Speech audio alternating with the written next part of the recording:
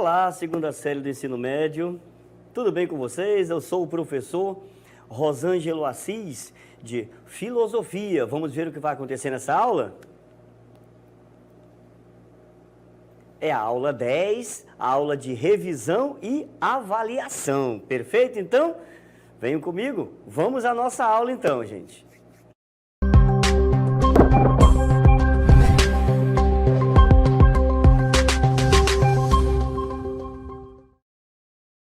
Então vamos lá, vamos entender um pouquinho, né, aquilo que a gente vem conversando ao longo desse tempo todo aí, sobre a nossa filosofia, tá? Vamos entender um pouquinho. Vamos começar com a ideia de política, tá bom? Então vamos lá. O que é a política? Então, a política é uma palavra que veio lá do grego. Estão lembrados disso daí? Vocês devem ter estudado isso em história.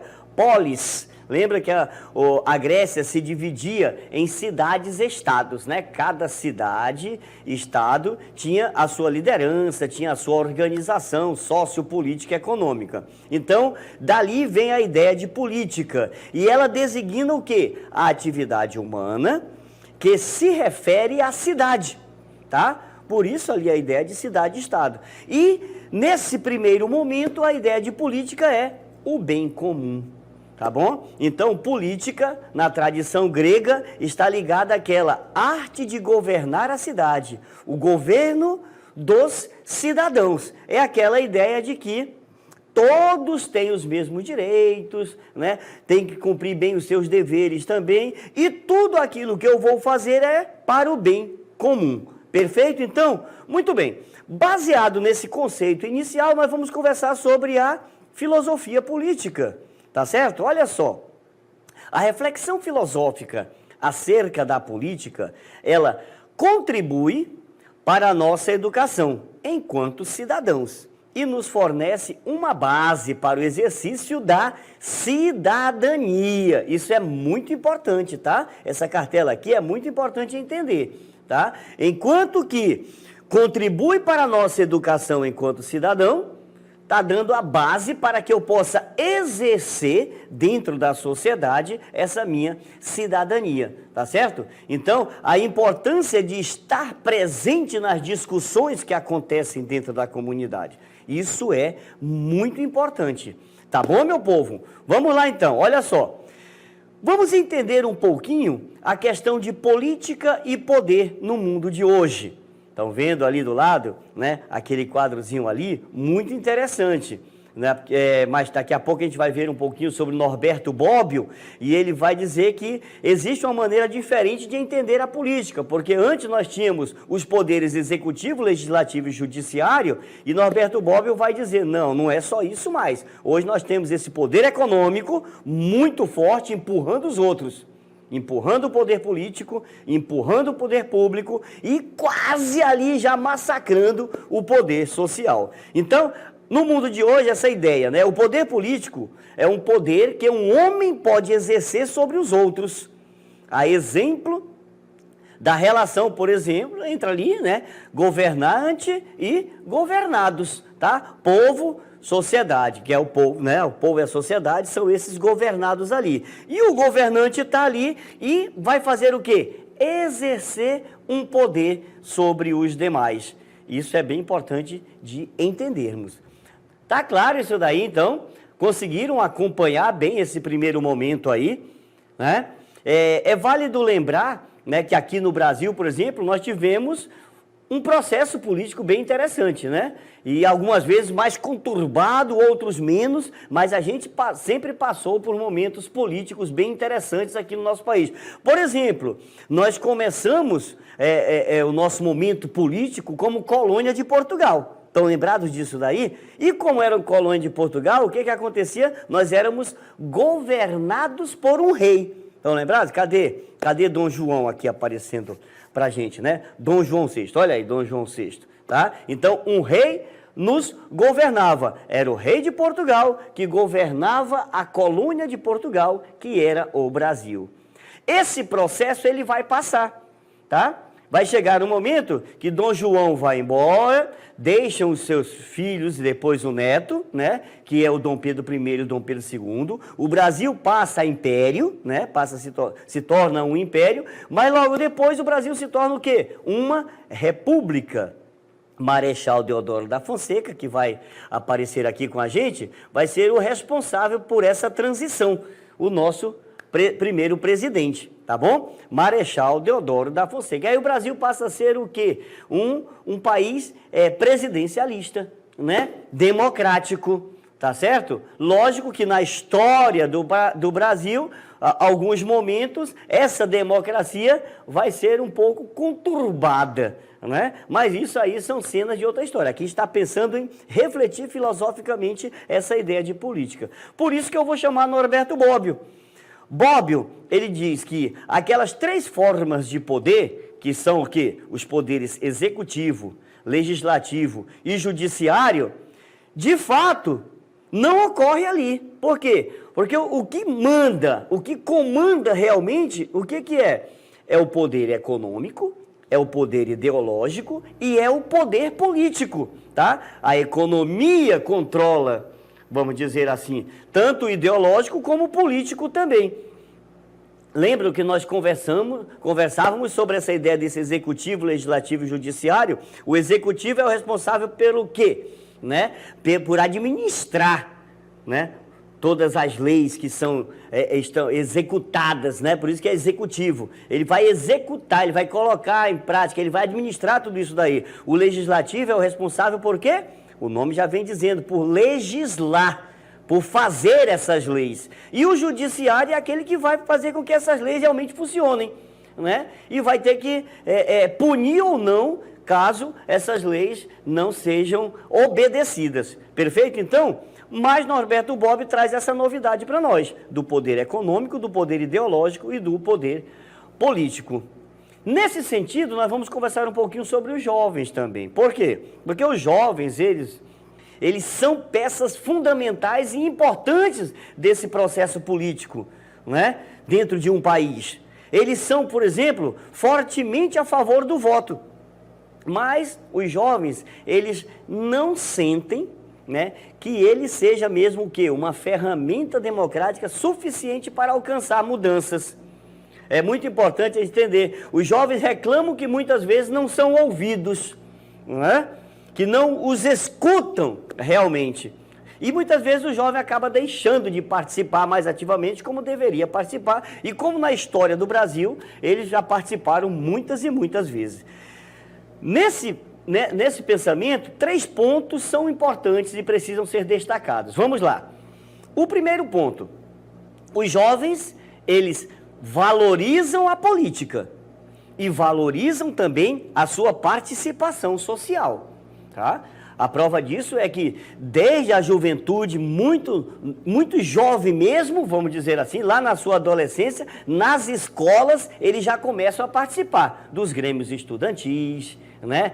Das sociedades que acontecem, dos grupos sociais que acontecem dentro da escola, nas suas comunidades, nas igrejas. Então, eles valorizam e participam muito bem aí. Só que eles enxergam com muita desconfiança os partidos e os políticos, né? A juventude tem isso daí também. E o que eles preferem? Preferem se engajar em causas mais concretas, né? Ele prefere se engajar mesmo, vamos dizer assim, às vezes dentro da comunidade, em algo que vai ali melhorar a sua comunidade, mas não quer se engajar em algo maior que possa levá-los, por exemplo, a uma reflexão maior, um engajamento maior dentro da sociedade como um todo. Para essa juventude, a política ela seria o quê? Corrupta, violenta, desconectada do povo, centrada em interesses próprios, inflexível e pouco aberta à participação. Perfeito? Um segundo ponto bem interessante é que para os jovens o consumo de informações ele se dá sobretudo a partir da onde, gente? Das redes sociais, não é? E muitos jovens declaram que eles curtem realmente conteúdos de outras pessoas, como por exemplo os influenciadores digitais. que muitas vezes, né, nem tem tanta informação assim, nem tem tanto conhecimento assim. Perfeito? Facebook, por exemplo, é uma das redes menos utilizadas hoje. Por quê? Entraram o Instagram e o TikTok como aquelas redes mais utilizadas já hoje, né? Para ver conteúdos, por exemplo, leves, humorísticos, geralmente de amigos e familiares, mas não tanto mais ligado a essa questão política.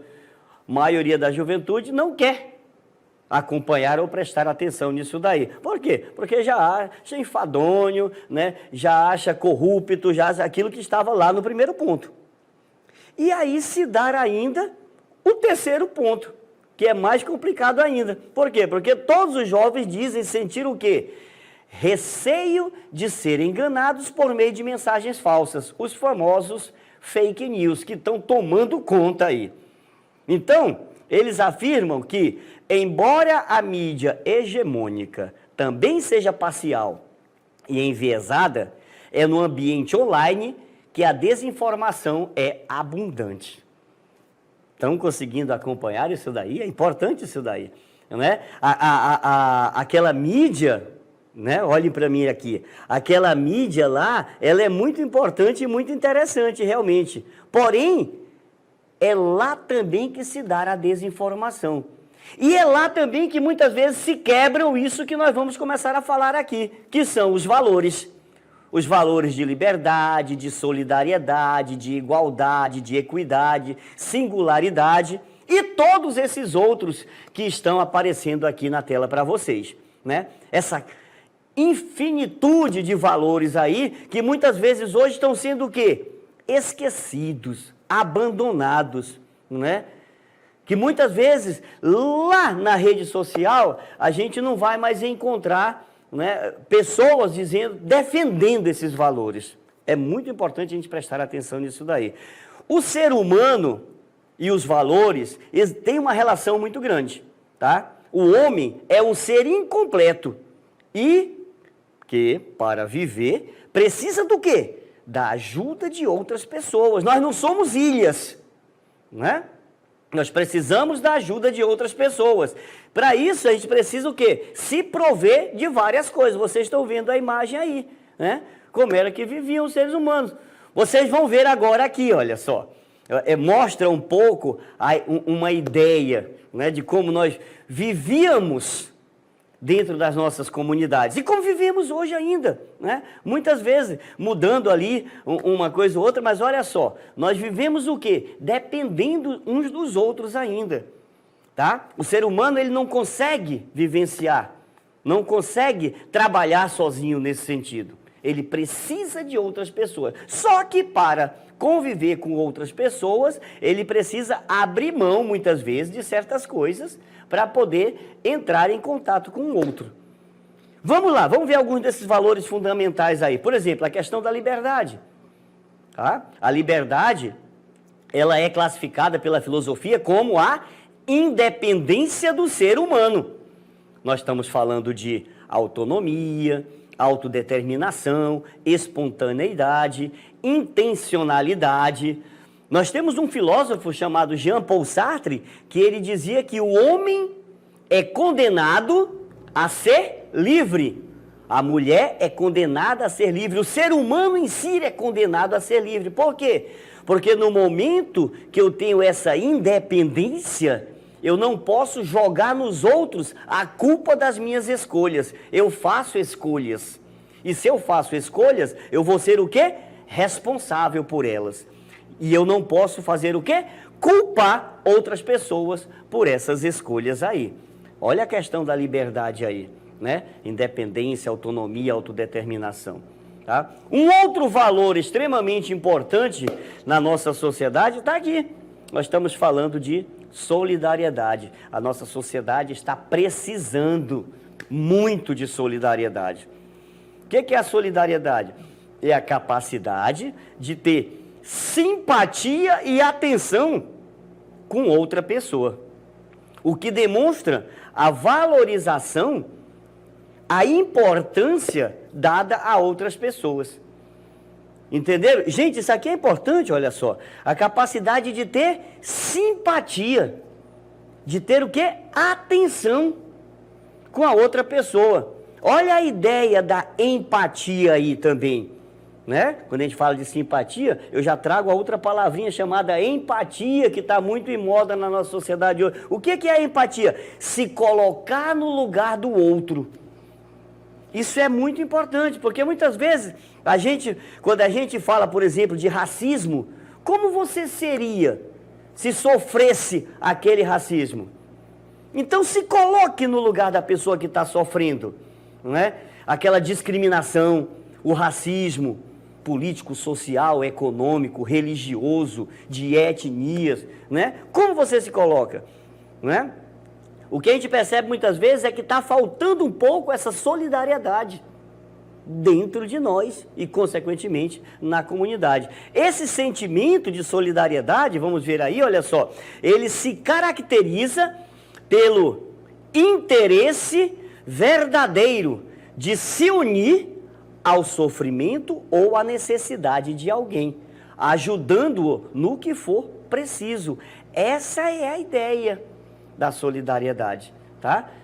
Se unir ao sofrimento ou à necessidade de alguém, se colocar no lugar dessa pessoa aí, e não apenas fazer a crítica, que muitas vezes a crítica vem sem o quê? A crítica vem sem um conceito profundo da coisa, né? Só por aquilo, por opiniões que a gente viu ali nas mídias, nas redes sociais, nos TikToks da vida, mas a gente não aprofundou e a gente não foi buscar a verdade. Será que eu me coloquei no lugar daquela pessoa que está sofrendo, que está sentindo a necessidade, né? Então, essa é a ideia de solidariedade, tá bom? E existem outros valores fundamentais e importantes. Vamos ver aqui então, olha só. Igualdade e equidade são outras palavrinhas importantíssimas. A imagem ali, ela já diz tudo, tá? A diferença de igualdade e equidade. A igualdade, ela é baseada no quê? No princípio da universalidade. O que isso quer dizer? Todos devem ser regidos pelas mesmas regras. E devem ter o quê? Os mesmos direitos e os mesmos deveres. É igualdade. Nós temos direitos e nós temos deveres iguais para todos, não interessa. Não interessa a minha cor, não me interessa a minha classe social, não interessa a língua, somos iguais. Perfeito? Então, essa é a ideia de igualdade.